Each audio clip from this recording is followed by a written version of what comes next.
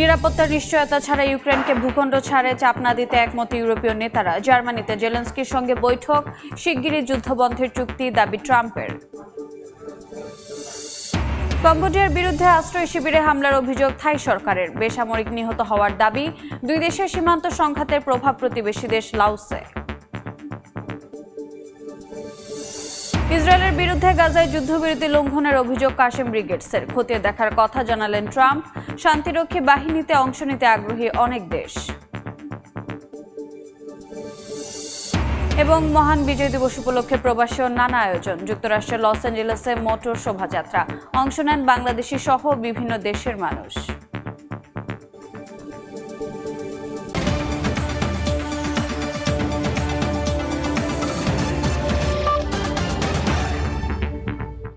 আন্তর্জাতিক সময়ের সঙ্গে আছি আমি রোজা চৌধুরী। আন্তর্জাতিক সময়ে যাওয়ার আগে মহান বিজয় দিবসের খবর। মহান বিজয় দিবসে জাতির শ্রেষ্ঠ সন্তান ৭১-এর বীর শহীদদের শ্রদ্ধা ভরে স্মরণ করছে জাতি। এই মুহূর্তে সাভারের জাতীয় স্মৃতিসৌধে আছেন শাতিলা শারমিন এবং ফারুক ভূঁইয়ার রবিন। সরাসরি যাচ্ছি তাদের কাছে।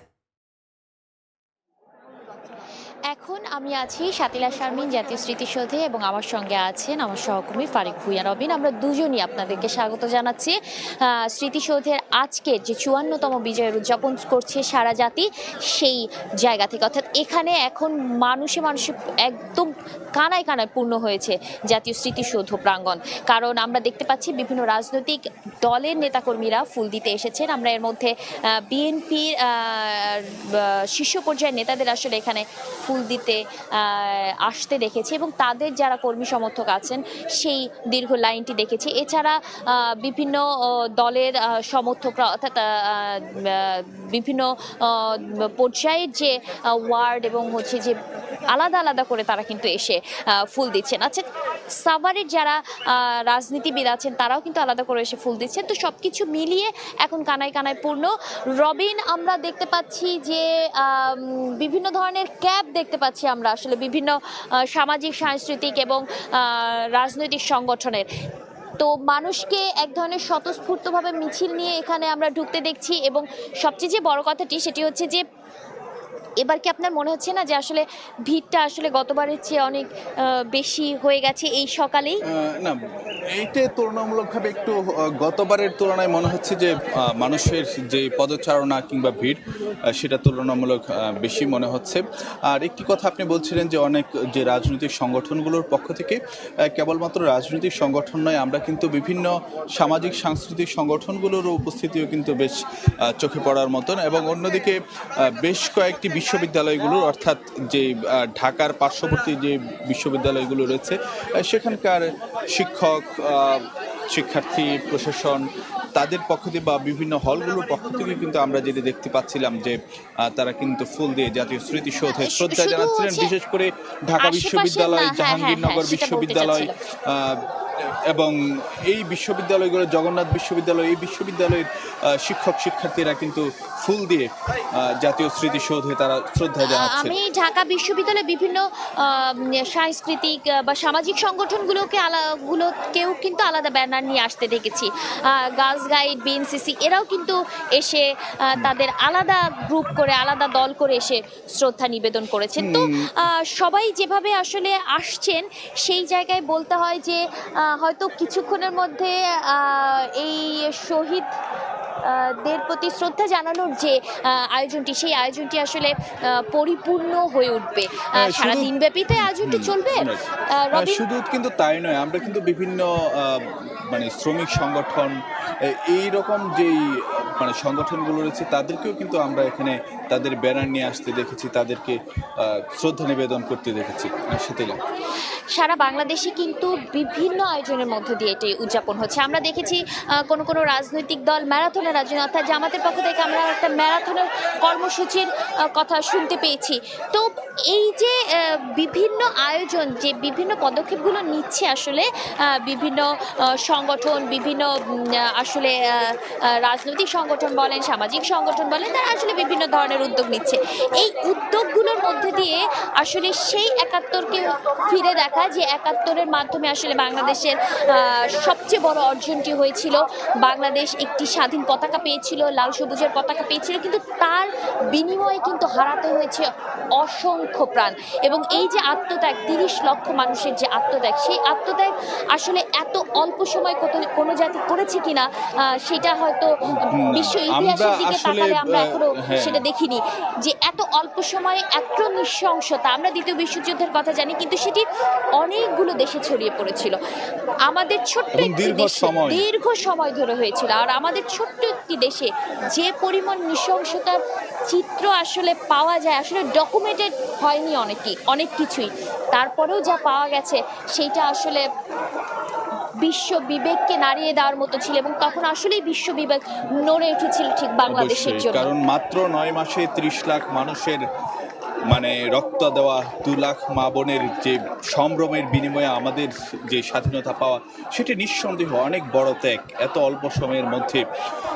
তো সেই জায়গাতে কিন্তু আসলে 25শে মার্চ কাল রাতে যখন পাকিস্তানি হানাদার বাহিনী নিরীহ নিরস্ত্র ঘুমন্ত বাঙালির উপর ঝাঁপিয়ে পড়েছিল, তখনই কিন্তু যে বাঙালি তার যে মুক্তির আকাঙ্ক্ষা নিয়ে তারা কিন্তু যে পাল্টা প্রতিরোধের জন্য তারা কিন্তু জেগে উঠেছিল। এবং সেই জায়গাতে কিন্তু আমরা যেটা দেখেছিলাম যে 9 মাসের রক্তক্ষয়ী মুক্তি সংগ্রামের মধ্য দিয়ে বাঙালি জাতি তাদের যে স্বাধীনতা, তাদের যে সার্বভৌমত্ব, তাদের যে বিজয়, সেটি কিন্তু ছিনিয়ে এনেছিল। এবং আজকের এই দিনে আপনি নিশ্চয়ই শুনতে পাচ্ছেন রবিন, এখানে হচ্ছে স্লোগান চলছে বিভিন্ন ধরনের, যে যার মতো করে আসলে স্লোগানটি দিচ্ছেন এবং যে যেরকম ভাবে পারছেন বিজয়টি উদযাপন করার চেষ্টা করছেন।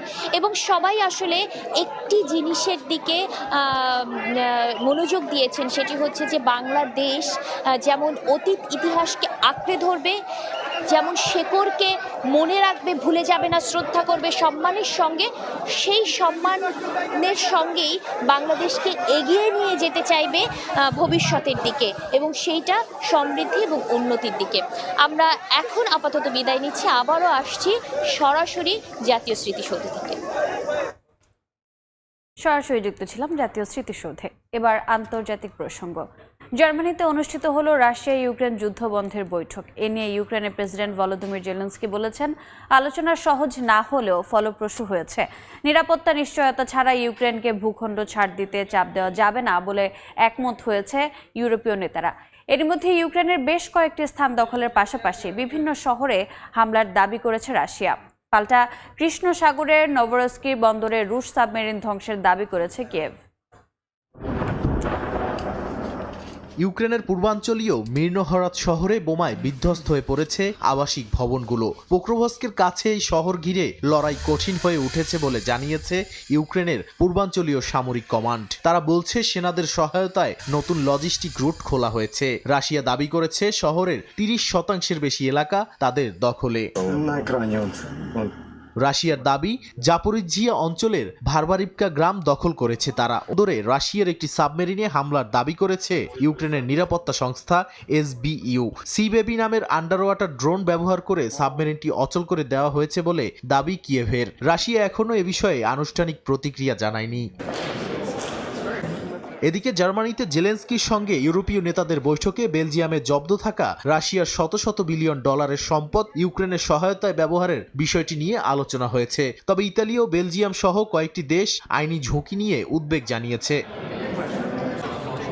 জার্মানির বার্লিনে ইউক্রেনের প্রেসিডেন্ট ভলোদিমির জেলেনস্কির সঙ্গে উচ্চ পর্যায়ের বৈঠকে ছিলেন ইউরোপীয় নেতারা এবং যুক্তরাষ্ট্রের প্রতিনিধিরা। বৈঠকে যুদ্ধবন্ধের সম্ভাব্য রূপরেখা, যুদ্ধবিরতি পর্যবেক্ষণ এবং ভবিষ্যৎ নিরাপত্তার ব্যবস্থার বিষয়টি গুরুত্ব পায়। এ নিয়ে ইউক্রেনের প্রেসিডেন্ট ভলোদিমির জেলেনস্কি বলেছেন, আলোচনা সহজ না হলেও ফলপ্রসূ হয়েছে। যদিও নিরাপত্তা নিশ্চয়তা ছাড়া ইউক্রেনকে ভূখণ্ড ছাড় দিতে চাপ দেওয়া যাবে না বলে একমত হয়েছেন ইউরোপীয় নেতারা। নাদিম মারজান, সময় সংবাদ। থাইল্যান্ড ও কম্বোডিয়ার চলমান সীমান্ত সংঘাতের প্রভাব পড়েছে পার্শ্ববর্তী দেশ লাওসে। কম্বোডিয়া জ্বালানি সরবরাহের অভিযোগে দেশটিতে তেল পরিবহন পুরোপুরি বন্ধ করে দিয়েছে ব্যাংকক। এরই মধ্যে দফায় দফায় চলছে দুই দেশের পাল্টা হামলা। নমপেনের বিরুদ্ধে আশ্রয় শিবিরে হামলার অভিযোগ তুলেছে অনুতিন প্রশাসন। এতে সেনা সদস্যের পাশাপাশি বেশ কয়েকজন বেসামরিক নাগরিক নিহতেরও দাবি করা হয়েছে।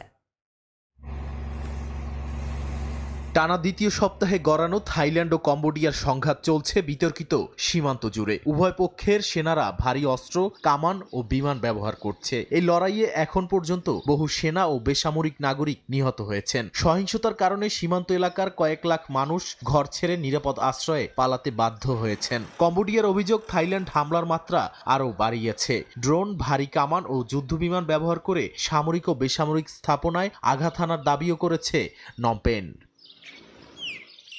দুই দেশের উত্তেজনার প্রভাব পড়েছে প্রতিবেশী দেশ লাওসে। কম্বোডিয়া জ্বালানি সরবরাহ ঠেকাতে লাওসগামী তেল পরিবহন পুরোপুরি বন্ধ করে দিয়েছে থাইল্যান্ড। থাই সামরিক কর্মকর্তাদের আশঙ্কা, লাওসের উদ্দেশ্যে পাঠানো জ্বালানির একটি অংশ গোপনে কম্বোডিয়ায় পৌঁছে যাচ্ছে এবং তা সীমান্তে চলমান লড়াইয়ে ব্যবহার করা হচ্ছে। এই সিদ্ধান্ত বাস্তবায়ন করা হয়েছে অঞ্চলটির গুরুত্বপূর্ণ বাণিজ্যিক পথ লাওস সীমান্তের চংমেক ক্রসিং দিয়ে। জ্বালানি সরবরাহ বন্ধ থাকলেও খাদ্য ও অন্যান্য নিত্যপণ্যের আমদানি রপ্তানি আপাতত আগের নিয়মেই চলবে বলে জানিয়েছে থাই কর্তৃপক্ষ। তবে বিশ্লেষকদের মতে জ্বালানি বন্ধের এই পদক্ষেপ সংঘাতকে আরও জটিল করে তুলতে পারে। এই যুদ্ধের প্রভাব পড়েছে আঞ্চলিক কূটনীতিতেও। চলমান উত্তেজনার কারণে 16 ডিসেম্বর নির্ধারিত একটি গুরুত্বপূর্ণ আঞ্চলিক বৈঠক পিছিয়ে 22 ডিসেম্বর করা হয়েছে। মালয়েশিয়ার পররাষ্ট্র মন্ত্রণালয়ের তথ্য অনুযায়ী থাইল্যান্ডের অনুরোধেই বৈঠকটি স্থগিত করা হয়। এতে স্পষ্ট সংঘাত শুধু মাঠে নয়, কূটনৈতিক অঙ্গনেও চাপ সৃষ্টি করছে বলেই মত বিশ্লেষকদের। নাদিম মারজান, সময় সংবাদ। ইসরায়েলি বিমান হামলায় হামাসের শীর্ষ কমান্ডার নিহতের পর গাজায় যুদ্ধবিরতি লঙ্ঘনের অভিযোগ তুলেছে হামাসের সশস্ত্র শাখা আল কাসেম ব্রিগেডস। মার্কিন প্রেসিডেন্ট ডোনাল্ড ট্রাম্প বলেছেন তিনি বিষয়টি খতিয়ে দেখছেন এবং গাজার স্থিতিশীলতা রক্ষার জন্য আন্তর্জাতিক বাহিনী সম্প্রসারণের প্রস্তুতি চলছে। একই সঙ্গে ভারী বৃষ্টিতে ধসে পড়েছে যুদ্ধবিধ্বস্ত ভবন, বাড়ছে বেসামরিক নাগরিকদের প্রাণহানি। স্থানীয় সময় রোববার হামাসের সশস্ত্র শাখা আল কাসেম ব্রিগেডস এক বিবৃতিতে জানিয়েছে ইসরায়েলের বিমান হামলা গাজার যুদ্ধবিরতি চুক্তি লঙ্ঘন করেছে। হামলায় নিহত হয়েছেন রাত সাদ। তিনি হামাসের সশস্ত্র শাখার প্রতিষ্ঠাতা এবং অস্ত্র উৎপাদন শাখার প্রধান। বিবৃতিতে ইসরায়েলের কার্যকলাপকে সব লাল রেখা অতিক্রম হিসেবে উল্লেখ করা হয়েছে। হামাস জানিয়েছে রাত সাদ রকেট লঞ্চার, ক্ষেপণাস্ত্র এবং অ্যান্টি ট্যাঙ্ক অস্ত্র তৈরির দায়িত্বে ছিলেন। তারা যুক্তরাষ্ট্রসহ মধ্যস্থতাকারীদের দায় নেয়ার আহ্বান জানিয়েছে এবং যে কোনো আগ্রাসনের জবাব দেওয়ার অধিকার সংরক্ষণ করছে। নতুন কমান্ডার নিয়োগের কথাও ঘোষণা করা হয়েছে। ইসরায়েলি সেনাবাহিনীর অভিযোগ, রাত সাদ 2023 সালের 7 অক্টোবরের হামলার পরিকল্পনাকারীদের একজন এবং যুদ্ধবিরতির সময়ও অস্ত্র উৎপাদন চালিয়ে যাচ্ছিলেন। ইসরায়েলি প্রধানমন্ত্রী বিনিয়ামিন নেতানিয়াহু জানান, হামাসকে নিরস্ত্রীকরণই ইসরায়েলের মূল লক্ষ্য। এমনকি যুদ্ধবিরতি লঙ্ঘন বরদাস্ত করা হবে না বলেও হুঁশিয়ারি দেন তিনি। স্থানীয় সময় সোমবার হোয়াইট হাউসের ওভাল অফিসে সাংবাদিকদের সঙ্গে আলাপকালে মার্কিন প্রেসিডেন্ট ডোনাল্ড ট্রাম্প বলেন, ইসরায়েলের হামলায় যুদ্ধবিরতি লঙ্ঘন হয়েছে কিনা তা খতিয়ে দেখা হচ্ছে। তিনি আরও জানান, গাজার স্থিতিশীলতা রক্ষার জন্য আন্তর্জাতিক বাহিনী এর মধ্যেই কার্যক্রম শুরু করেছে এবং আরও দেশ এতে যোগ দেবে। এদিকে গাজায় ভারী বৃষ্টি ও ধ্বংসস্তূপের কারণে মানবিক সংকট আরও গভীর হচ্ছে। ধ্বংসস্তূপের নিচে চাপা পড়ে থাকা প্রায় 9,000 মরদেহ উদ্ধার করতে হিমশিম খাচ্ছেন উদ্ধারকর্মীরা। স্থানীয় কর্তৃপক্ষ মোবাইল হোম এবং ক্যারাভান দেওয়ার আহ্বান জানিয়েছেন, কারণ তাঁবুতে জীবন নিরাপদ নয়। নাদিম মারজান, সময় সংবাদ। মধ্যপ্রাচ্যের যুদ্ধ ও অস্থিরতার জন্য যুক্তরাষ্ট্রকে দায়ী করল ইরান। পারমাণবিক স্থাপনা পরিদর্শন ইস্যুতে পশ্চিমা চাপ নাকচ করেছেন ইরানের পরমাণু শক্তি সংস্থার প্রধান মোহাম্মদ ইসলামি। ইরানের আকাশ প্রতিরক্ষা ব্যবস্থা উল্লেখযোগ্যভাবে শক্তিশালী হয়েছে বলে জানিয়েছেন সশস্ত্র বাহিনীর প্রধান মেজর জেনারেল আব্দুল রহিম মুসাভি। পারমাণবিক স্থাপনা আর মধ্যপ্রাচ্যে যুক্তরাষ্ট্র আর ইসরায়েলের আধিপত্য নিয়ে ওয়াশিংটন তেহরানের বিরোধ বহু পুরনো। এ নিয়ে পাল্টাপাল্টি সামরিক হামলা বন্ধ হলেও চলছে কথার লড়াই, এমনকি চলছে একে অন্যকে দোষারোপের খেলা। সম্প্রতি ইরানের পররাষ্ট্র মন্ত্রণালয়ের মুখপাত্র ইসমাইল বাঘেই বলেন, মধ্যপ্রাচ্যে যুদ্ধ, অস্থিরতা ও সন্ত্রাসবাদের উত্থান যুক্তরাষ্ট্রের হস্তক্ষেপের সরাসরি ফল। একই সঙ্গে ফিলিস্তিন, লেবানন ও সিরিয়ার সার্বভৌমত্ব লঙ্ঘনের অভিযোগও তোলেন তিনি।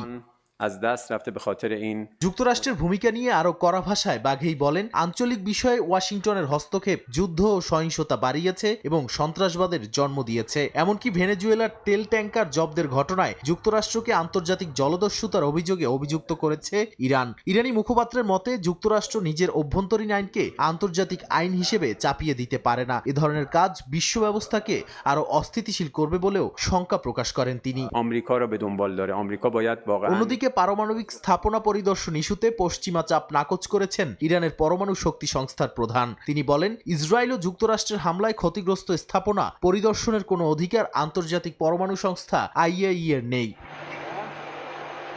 এদিকে ইরানের সশস্ত্র বাহিনীর প্রধান মেজর জেনারেল আব্দুল রহিম মুসাভি জানান, বেশ কয়েক মাস ধরে ইরানের আকাশ প্রতিরক্ষা ব্যবস্থা উল্লেখযোগ্যভাবে শক্তিশালী হয়েছে। তার দাবি, জুনে ইসরায়েল ও যুক্তরাষ্ট্রের হামলার সময় ইরানি আকাশ প্রতিরক্ষা বাহিনী বহু আক্রমণ প্রতিহত করেছে। একই সুরে সেনাবাহিনীর প্রধান আমির হাতামি বলেন, ইরান প্রতিরোধমূলক প্রযুক্তি উন্নয়নের মাধ্যমে শত্রুদের স্পষ্ট বার্তা দিচ্ছে।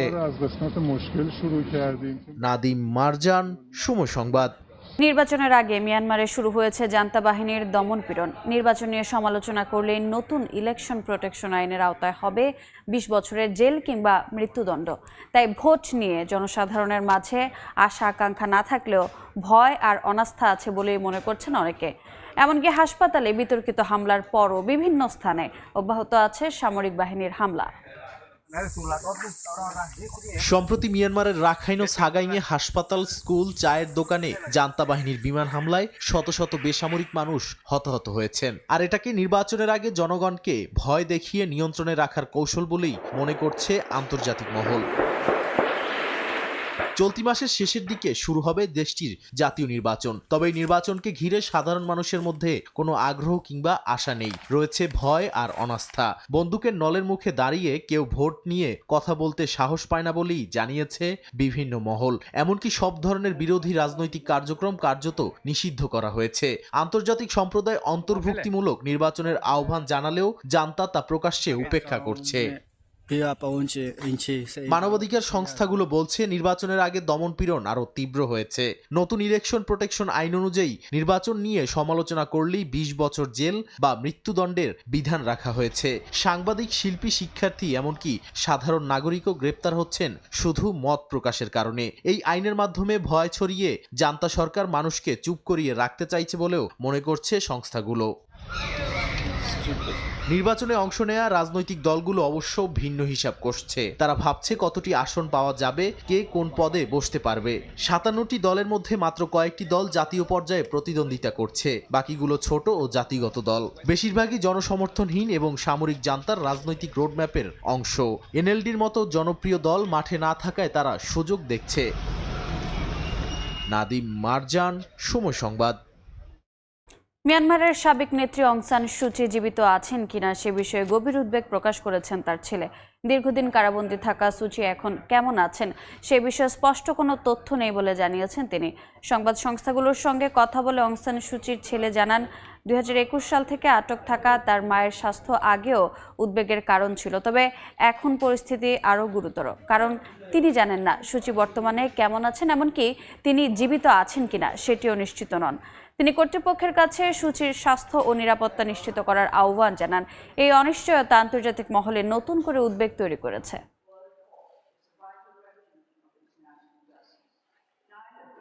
স্টিল টেক মানে গুণগত মানের নিশ্চয়তা। It's all about stainless style. যুক্তরাষ্ট্র এবার ফেন্টানাইলকে ব্যাপক ধ্বংসের অস্ত্র ঘোষণা করলেন প্রেসিডেন্ট ডোনাল্ড ট্রাম্প। স্থানীয় সময় সোমবার হোয়াইট হাউসে এ নিয়ে নির্বাহী আদেশ জারি করার পর তিনি বলেন, মেক্সিকো, কানাডা ও চীনের সঙ্গে শুল্ক বাড়ানোর পেছনে মূল কারণই এই মাদকের কারবার। একই সঙ্গে ক্যারিবীয় অঞ্চল থেকে সমুদ্রপথে আসা মাদকের চালানগুলোকে যুক্তরাষ্ট্রের জন্য সামরিক হুমকি হিসেবে আখ্যা দিয়েছেন। সম্প্রতি ক্যারিবিয়ান ও প্রশান্ত মহাসাগরে মাদক বিরোধী অভিযান বাড়িয়েছে মার্কিন প্রশাসন। এবছরের মধ্যে 20টিরও বেশি সন্দেহভাজন মাদক কারবারি জাহাজে হামলা চালানো হয়েছে। এতে অন্তত 90 জন নিহত হয়েছেন। এরই মধ্যে বৃহস্পতিবার হোয়াইট হাউসের ওভাল অফিসে ট্রাম্প জানান, তিনি ইতিহাস সৃষ্টিকারী একটি নির্বাহী আদেশে ফেন্টানাইলকে অস্ত্র হিসেবে শ্রেণীবদ্ধ করেছেন। তিনি বলেন, আনুষ্ঠানিকভাবে ফেন্টানাইলকে ব্যাপক ধ্বংসের অস্ত্র হিসেবে ঘোষণা করা হলো। ট্রাম্প আরও জানান, সামুদ্রিক পথে যুক্তরাষ্ট্রে প্রবেশ করা মাদক এখন 94% কমে গেছে। তিনি বলেন, এবার তারা স্থলপথে তাদের ধরতে শুরু করবে। তিনি চালানগুলোকে সরাসরি যুক্তরাষ্ট্রের সামরিক হুমকি হিসেবে আখ্যায়িত করেছেন এবং তিনি আরও বলেন, এখন দেশের শত্রু হিসেবে আইনিভাবে ঘোষিত এই মাদক। নাদিম মারজান, সময় সংবাদ। মেক্সিকোর মধ্যাঞ্চলে জরুরি অবতরণের সময় একটি ছোট বিমান বিধ্বস্ত হয়ে অন্তত 7 জন নিহত হয়েছেন। স্থানীয় সময় সোমবার মেক্সিকো সিটির পশ্চিমে সান মাতেও শিল্পাঞ্চলে দুর্ঘটনা ঘটে। পুলিশ জানায়, আকাপুলকো থেকে ছেড়ে আসা ব্যক্তি মালিকানাধীন একটি জেট চলুকা বিমানবন্দরের কাছে জরুরি অবতরণের চেষ্টা করছিল। একটি ফুটবল মাঠে নামার সময় পাশের একটি কারখানার ছাদের সঙ্গে ধাক্কা লেগে বিমানটিতে সঙ্গে সঙ্গে আগুন ধরে যায়। এ সময় বিমানটিতে 8 জন যাত্রী ও 2 জন ক্রু ছিলেন। দুর্ঘটনার কারণ তদন্ত করছে কর্তৃপক্ষ। দক্ষিণ আমেরিকার দেশ কলম্বিয়ার উত্তরাঞ্চলে একটি স্কুল বাস খাদে পড়ে শিশুসহ অন্তত 17 জন নিহত হয়েছে। এ ঘটনায় আহত হন আরও 20 জন। স্থানীয় সময় রোববার ভোরে প্রদেশটির এল চিসপেরো এলাকায় দুর্ঘটনা ঘটে। স্থানীয় গণমাধ্যমের তথ্য অনুযায়ী বাসটি 45 জন যাত্রী নিয়ে 80 মিটার গভীর খাদে পড়ে যায়। অ্যান্টিকিউ প্রদেশের গভর্নর আন্দ্রেস হুলিয়ান জানান, বাসটি ক্যারিবীয় উপকূলের শহর টোলু থেকে মেডেলিনে যাচ্ছিল। গাড়িটিতে প্রদেশটির একটি হাই স্কুলের শিক্ষার্থীরা ছিলেন। তারা সমুদ্র সৈকতে তাদের গ্র্যাজুয়েশন উদযাপন শেষে ফিরছিল বলে জানা গেছে। দুর্ঘটনার কারণ জানতে তদন্ত চলছে। স্কুল কর্তৃপক্ষের দাবি, শিক্ষার্থীদের ভ্রমণটি কোনো আনুষ্ঠানিক স্কুল কার্যক্রম ছিল না, শিক্ষার্থীরাই নিজেরা ওই আয়োজন করেছিল।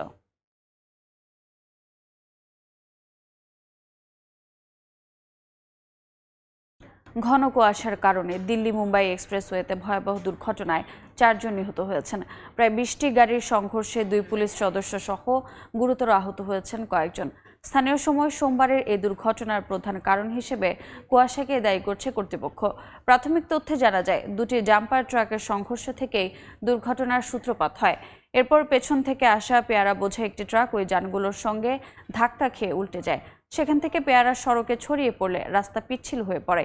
এতে একের পর এক গাড়ি নিয়ন্ত্রণ হারিয়ে দুর্ঘটনায় জড়িয়ে পড়ে। এক্সপ্রেসওয়েতে সাময়িকভাবে যান চলাচল বন্ধ থাকলেও পরে তা স্বাভাবিক হয়। পাকিস্তানের খাইবার পাখতুনখোয়ায় নিরাপত্তা বাহিনীর অভিযানে অন্তত 13 সন্ত্রাসী নিহত হয়েছে। স্থানীয় সময় রোববার আইএসপিআর এ খবর নিশ্চিত করে। ফিতনা আল খাওয়ারিজ সন্ত্রাসী গোষ্ঠীর অবস্থানে গোপন সূত্রের ভিত্তিতে অভিযান চালায় নিরাপত্তা বাহিনী।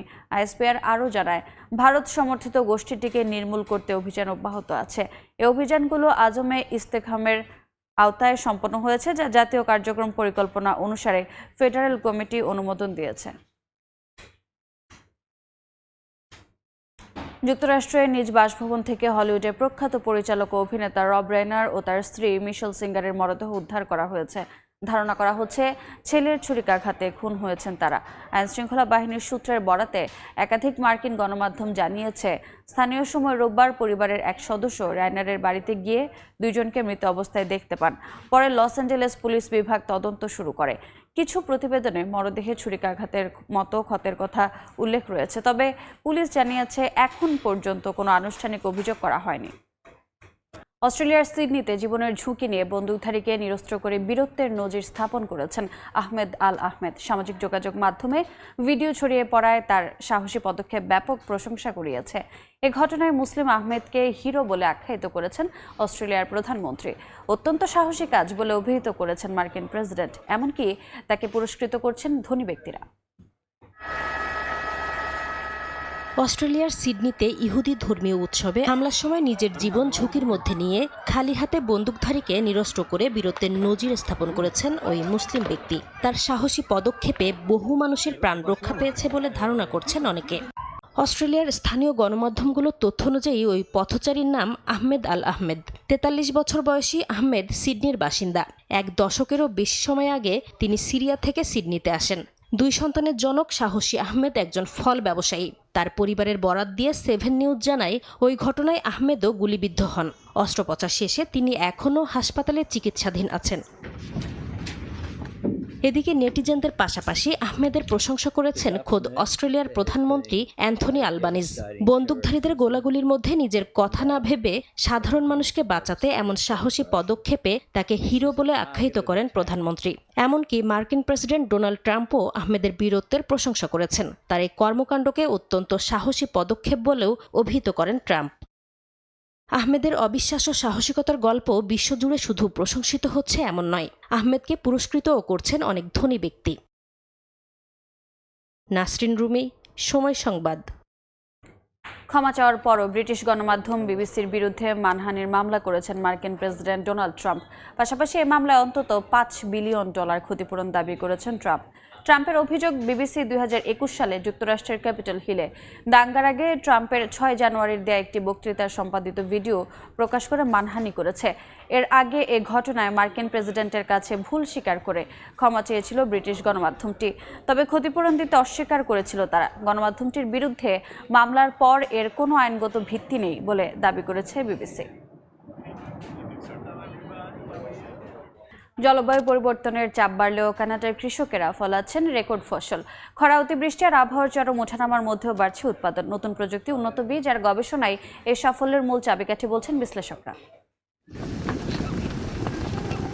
কখনো দীর্ঘ খরা, কখনো বা টানা বৃষ্টি, ক্রমেই অনিশ্চিত হচ্ছে কানাডার পশ্চিমাঞ্চলে আবহাওয়া। জলবায়ু পরিবর্তনের চাপ বাড়লেও ফসল ফলাতে কোনো সমস্যার মুখোমুখি হচ্ছে না দেশটির কৃষকরা। উন্নত বীজের কারণে গেল 20 বছরে কম বৃষ্টিতেও ফলন মিলছে দ্বিগুণ। গবেষকরাও বলছেন সাফল্য এসেছে ধাপে ধাপে উন্নতিতে। সাসকাচুয়ানের গবেষণা ব্যবস্থাপক লানা শ বলেন, টানা কয়েক বছর ফসল নষ্ট হলে গ্রামীণ সমাজ ভেঙে পড়ে, তাই নতুন বীজ, রোগ প্রতিরোধ আর মাটির যত্নে বিনিয়োগ জরুরি। সরকারি তথ্য অনুযায়ী 2025 সালে কানাডায় বসন্তকালীন গম ও ক্যানোলার রেকর্ড উৎপাদন হয়েছে। গমের ফলন 30 বছরে বেড়েছে প্রায় 77%। বিদেশে রফতানি হওয়ায় বেশিরভাগ শস্যই বৈশ্বিক খাদ্য সরবরাহে বড় ভূমিকা রাখছে। খরচ বাড়লেও কৃষকরা বলছেন অভিযোজনই ভবিষ্যতের পথ। If you have 4 years of crop failure and one good crop. আমি মনে করি গবেষণা চালিয়ে যাওয়া জরুরি, সে বিনিয়োগ কৃষকদের পক্ষ থেকে হোক বা অন্য যে কোনো ভাবে। আমরা এরই মধ্যেই বীজ উন্নয়ন ও কৃষি প্রযুক্তি সংক্রান্ত গবেষণায় ব্যাপকভাবে বিনিয়োগ করছি। তবে আশা করছি কানাডার জনগণ তাদের খাদ্য সরবরাহ নিয়ে গবেষণা গুরুত্ব বুঝবেন। High turnover in farms. এদিকে কৃষিতে ঢুকেছে কার্যকর প্রযুক্তি, যদিও তা ব্যয়বহুল। স্বয়ংক্রিয় ট্রাক্টর, স্মার্ট কম্বাইন, স্যাটেলাইট ম্যাপিংয়ে কোন মাটিতে কতটুকু সার বা কীটনাশক লাগবে তা নির্ধারণ হচ্ছে নির্ভুলভাবে। এতে খরচের পাশাপাশি পরিবেশের ওপর চাপও কমছে। যদিও উচ্চমূল্য আর গ্রামীণ ইন্টারনেটের সীমাবদ্ধতাকে বড় চ্যালেঞ্জ হিসেবে দেখছেন কৃষকরা। অর্জিতা শেহজিন, সময় সংবাদ। চলতি বছর ইতালিতে প্রবাসীদের আকস্মিক মৃত্যুর ঘটনা বেড়েছে। এবছর 2 শতাধিক প্রবাসীর মৃত্যু হয়েছে, যার অধিকাংশই হৃদরোগ ও স্ট্রোকে। মৃতদের বেশিরভাগের বয়স 25 থেকে 40-এর কোঠায়। এই পরিস্থিতি প্রবাসী বাংলাদেশিদের মধ্যে উদ্বেগ সৃষ্টি করেছে। ইতালি প্রতিনিধি মাকসুদ রহমানের তথ্যচিত্রে রিপোর্ট। ইতালিতে প্রায় 3 লাখ প্রবাসী বাংলাদেশির বসবাস। দেশটিতে এবছর আকস্মিকভাবে বেড়েছে প্রবাসীদের মৃত্যুর ঘটনা। চলতি বছর জানুয়ারি থেকে মধ্য ডিসেম্বর পর্যন্ত রেকর্ড 200-র বেশি মারা গেছেন, বেশিরভাগই হৃদরোগ ও স্ট্রোকে, যাদের অধিকাংশের বয়স 25 থেকে 40-এর মধ্যে। মিলান কনসুলেট ও রোমের বাংলাদেশ দূতাবাসের তথ্য অনুযায়ী এবছর ইতালি থেকে 124 জনের মরদেহ বাংলাদেশে পাঠানো হয়েছে। এছাড়া উল্লেখযোগ্য সংখ্যক প্রবাসীর মরদেহ দেশটির বিভিন্ন মুসলিম কবরস্থানে দাফন করা হয়। সচেতনতা বৃদ্ধির পাশাপাশি মৃতদের জন্য দোয়ার আয়োজন করেছে ইতালি প্রবাসীরা। এতে অংশগ্রহণ করেন কমিউনিটির শত শত মানুষ। আসলে আমাদের সকলের উচিত স্বাস্থ্যবিধি মেনে চলা, এবং যারা দেশে থাকেন সবার উচিত প্রবাসীদেরকে আপনারা মানসিক শান্তি দিবেন। যারা আমরা অসুস্থতায় আছি তাদের রোগ মুক্তি কামনায় আমরা এক মিলাদ ও দোয়া মাহফিলের আয়োজন করছি। প্রবাসীদের বিদেশে স্থিতিশীলতা ও সাফল্যের জন্য পর্যাপ্ত সময় দেওয়া প্রয়োজন, নয়তো আকস্মিক মৃত্যু আরও বাড়বে বলে আশঙ্কা করছেন অনেকে। সময় সংবাদ, ইতালি। যুক্তরাষ্ট্রের লস অ্যাঞ্জেলেসে মোটর শোভাযাত্রা ও বর্ণাঢ্য আয়োজনে মহান বিজয় দিবস উদযাপন করেছেন প্রবাসী বাংলাদেশিরা। স্থানীয় সময় রোববার দিনব্যাপী বিজয় উৎসবে অংশ নেন প্রবাসী বাংলাদেশি সহ বিভিন্ন দেশের মানুষ। লস অ্যাঞ্জেলেস থেকে লস্কর আল মামুনের রিপোর্ট। প্রতি বছরের মতো এবারও যথাযোগ্য মর্যাদায় লস অ্যাঞ্জেলেসে মহান বিজয় দিবস উদযাপন করেছে বাংলার বিজয় বহর। শহর কর্তৃপক্ষের সহযোগিতায় গুরুত্বপূর্ণ সড়ক বন্ধ রেখে আনন্দঘন পরিবেশে দিনব্যাপী নানা আয়োজনে উৎসবে মেতে ওঠেন প্রবাসী বাংলাদেশিরা। স্থানীয় সময় রোববার দুপুরে বাংলাদেশের জাতীয় পতাকা দিয়ে সুসজ্জিত মোটর শোভাযাত্রা শহরের বিভিন্ন সড়ক প্রদক্ষিণ করে। এ সময় রাস্তার দুপাশে দাঁড়িয়ে দেশি বিদেশিরা এই শোভাযাত্রা উপভোগ উপভোগ করেন। সকলের সহযোগিতায় অনুষ্ঠানটি সুন্দর করা সম্ভব হয়েছে। আমরা চেষ্টা করেছি আমাদের নূতন প্রজন্মের কাছে বাংলাদেশের কৃষ্টি এবং কালচারকে তুলে ধরার জন্য। বিজয়ের দিনে আপনারা যারা এই অনুষ্ঠানে একত্রিত হয়ে এই অনুষ্ঠানকে সার্থক করেছেন, সবাইকে ধন্যবাদ জানাচ্ছি। আমাদের সবার উপরে বাংলাদেশ। এর আগে জাতীয় পতাকা উত্তোলন, শান্তির প্রতীক পায়রা ও বেলুন উড়িয়ে বর্ণাঢ্য প্যারেডের আনুষ্ঠানিক উদ্বোধন করা হয়। অনুষ্ঠানের প্রধান অতিথি ছিলেন লস অ্যাঞ্জেলেসস্থ বাংলাদেশ কনসুলেটের কনসাল জেনারেল কাজী মুহাম্মদ জাবেদ ইকবাল। এ সময় উপস্থিত ছিলেন grand marshal council woman Heather Hat, parade marshal সঙ্গীত শিল্পী নকুল কুমার বিশ্বাস সহ সংগঠনের নেতারা। বিকেলে অনুষ্ঠিত হয় আলোচনা সভা, সম্মাননা প্রদান ও মনোজ্ঞ সাংস্কৃতিক অনুষ্ঠান। বিজয় মঞ্চে সঙ্গীত পরিবেশন করেন শিল্পীরা। যুক্তরাষ্ট্রের মাটিতে এভাবেই আনন্দঘন পরিবেশে মহান বিজয় দিবস উদযাপন করেছে প্রবাসী বাংলাদেশিরা। আগামীতে বাংলাদেশের ইতিহাস ঐতিহ্য লালনে নতুন প্রজন্মরা এগিয়ে আসবে, এমনটাই প্রত্যাশা তাদের। লস্কর আল মামুন, সময় সংবাদ, লস অ্যাঞ্জেলেস, যুক্তরাষ্ট্র। ভারতে ভয়াবহ বায়ু দূষণের কারণে বাতিল করা হয়েছে অন্তত 100টি ফ্লাইট, বিলম্বিত হয়েছে 300টির বেশি ফ্লাইট, ব্যাহত হচ্ছে রেল চলাচল। এ অবস্থায় সব ধরনের নির্মাণ কাজ বন্ধ রাখা হয়েছে। সরকারি ও বেসরকারি দপ্তরের 50% কর্মীকে বাসা থেকে কাজ করার নির্দেশ দিয়েছে সরকার। এদিকে পরিস্থিতির ভয়াবহতা বিবেচনায় ভারত ভ্রমণে নাগরিকদের সতর্কতা জারি করেছে যুক্তরাজ্য, কানাডা ও সিঙ্গাপুর। বায়ু দূষণে বিপর্যস্ত ভারতের রাজধানী নয়াদিল্লি। সোমবার সকালে দিল্লি ও আশপাশের এলাকা ঘন ধোঁয়াশার চাদরে ঢেকে যায়। দৃশ্যমান নেমে আসে বিপজ্জনক পর্যায়ে। সকাল 6টায় দিল্লির বায়ুমান ছিল 456, যা মারাত্মক হিসেবে বিবেচনা করা হয়। এর আগের দিন ছিল এটি 461, যা এই মৌসুমের দ্বিতীয় সর্বোচ্চ। কম দৃশ্যমানতার কারণে দিল্লি বিমানবন্দরে ফ্লাইট চলাচল মারাত্মকভাবে প্রভাব পড়ে। ফ্লাইট ট্র্যাকিং ওয়েবসাইটের তথ্য অনুযায়ী অন্তত 100টি ফ্লাইট বাতিল করা হয়েছে এবং 300-র বেশি ফ্লাইট বিলম্বিত হয়। শুধু আকাশপথ নয়, বিপর্যস্ত রেল যোগাযোগও। স্পষ্টভাবে দেখতে না পারার কারণে দিল্লিগামী ও দিল্লি ছাড়ার 90টির বেশি ট্রেন 6 থেকে 7 ঘন্টা পর্যন্ত দেরিতে চলছে। পরিস্থিতির ভয়াবহতা বিবেচনায় যুক্তরাজ্য, কানাডা ও সিঙ্গাপুর তাদের নাগরিকদের জন্য ভারত ভ্রমণে সতর্কতা জারি করেছে। ইয়াসিন মোহাম্মদ জিসান, সময় সংবাদ। ক্রিসমাসের আনন্দ ছড়িয়ে দিতে মেক্সিকো সিটি ও কসোভোর রাজধানী প্রিস্টিনার রাস্তায় নেমেছে হাজারো মানুষ। লাল সাদা স্যান্টা পোশাকে দৌড়ে অংশ নিয়ে উৎসবের আনন্দের সঙ্গে ফুটে উঠেছে একতা ও মানবিকতার শক্ত বার্তা। দুই শহরেই স্যান্টা রান পরিণত হয়েছে পরিবার বন্ধন আর সহমর্মিতাকে কেন্দ্র করে গড়ে ওঠা এক প্রাণবন্ত মিলন মেলায়। রোববার মেক্সিকো সিটির রাস্তাগুলো রূপ নেয় রঙিন উৎসব মঞ্চে। এবারের 7ম বার্ষিক সান্তারানে অংশ নেন 3000-এরও বেশি মানুষ। শহরের পশ্চিমের লা মেক্সিকানা পার্ক থেকে সান্তাক্লজের পোশাক পরে শুরু হয় 10 কিলোমিটারের দৌড়। পরিবার ও বন্ধুদের সঙ্গে অনেকেই নিয়ে আসেন পোষা প্রাণী, যা আয়োজনকে করে তোলে আরও প্রাণবন্ত। সব বয়স ও সক্ষমতার মানুষের অংশগ্রহণ নিশ্চিত করতে প্রতিযোগিতাটি ভাগ করা হয় 3 ভাগে, 1, 5 ও 10 কিলোমিটারে। এতে শিশুদের পাশাপাশি প্রবীণরাও অংশ নেন। 2018 সালে শুরু হওয়া এই সান্তা রান এখন মেক্সিকো সিটির বাসিন্দাদের কাছে জনপ্রিয় ক্রিসমাস উৎসব। অবশ্যই এই দৌড়টি এখন মেক্সিকো সিটির সর্বত্র একটি পারিবারিক ক্রিসমাস ঐতিহ্যে পরিণত হয়েছে। আর যেহেতু কুকুরও পরিবারের অংশ, তাই তাদের কথাও আমাদের ভাবতে হবে। তারা পোষা প্রাণী হলেও এমন আয়োজন থেকে তাদের বাদ দেওয়া যাবে না।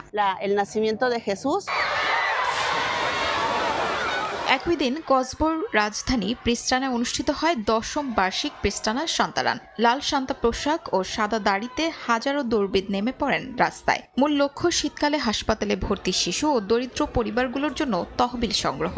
অংশগ্রহণকারীরা বলেন এটি শুধু উৎসব নয়, অন্যদের সহায়তার একটি মানবিক উদ্যোগ। আমরা এখানে নিজের চেয়ে শিশুদের আনন্দ দেখতেই বেশি আসি। এটি শুধু একটি বিশেষ আয়োজনই নয়, এর সঙ্গে অন্যদের সহায়তার মানবিক দিকটাও জড়িয়ে আছে। দৌড় শেষে অংশগ্রহণকারীদের হাতে পদক তুলে দেওয়া হয়। এরপর কনসার্ট, নাচ ও ক্রিসমাস মার্কেট ঘিরে উৎসব আনন্দ ছড়িয়ে পড়ে পুরো এলাকায়। শিউলি রোজা, সময় সংবাদ।